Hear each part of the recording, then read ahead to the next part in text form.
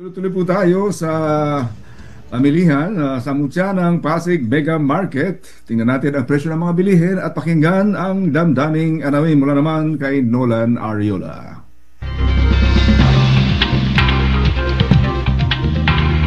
Maraming salamat mga kapanalig, Nanay Jing at Monsignor Pepe. Narito ang presyo ng mga pangunahing bilhin sa mutya ng Pasig Mega Market sa pakipagtulungan ng Administration Office.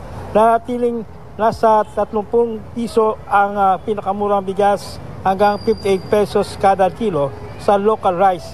Sa presyo ng imported rice, natiling 45 hanggang 50 pesos.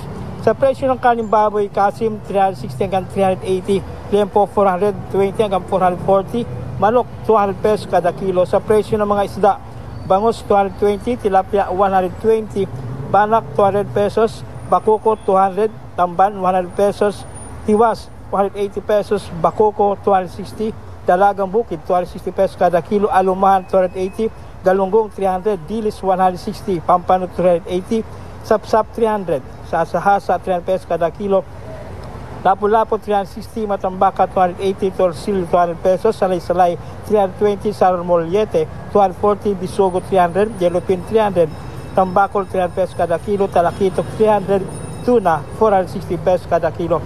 Sa nakalipas na 2 linggo, tumaas ng 10 hanggang 50 piso ang presyo ng ilan sa mga gulay. Kamatis 100 hanggang 120, sibuyas na pulit 200 hanggang 210, sibuyas na puti 200 hanggang 210, bawang 200 hanggang 210 pesos kada kilo, kalamansi 50 hanggang 60, luya 200 hanggang 250, patatas 100 hanggang 120, carrots 280 hanggang 300, Baguio beans 150 hanggang 160, peche Baguio 160 hanggang 200, sayote 80 hanggang 100, kalabasa 90 hanggang 100, sita 100 hanggang 120, ampalaya 150 hanggang 160, talong 100 hanggang 120, peche Tagalog 70 hanggang 80, silong pula 450 hanggang 500 pesos, repolyo 120 hanggang 140, broccoli 320 hanggang 350 pesos ang kada kilo. Balitaan mo na ba sir na nag-inspection dito ang DTI, Department of Agriculture? Oo.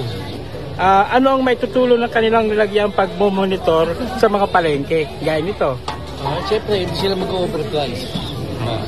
Tsaka laging maayos yung mga Ano pa po? Ganoon.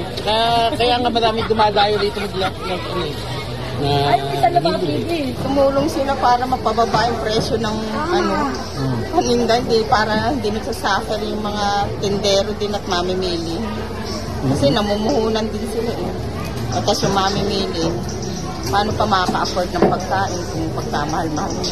Yan ang tinig ni na Richard at Lita. Immaculate Conception Cathedral ang pinakamalapit na simbahan sa mutya ng Pasig Mega Market. Ang legiang paalala ng simbahang Katolika, kapag palagi ang langing babaw sa katauhan ang kabutihan sa kapwa, bumubuhos ang pagpapala at biyaya mula sa Diyos. Para sa Veritas 846, ang radyo ng simbahan, ako inyong kapanalig, Nolan Ariola, sumainyo ang katotohanan.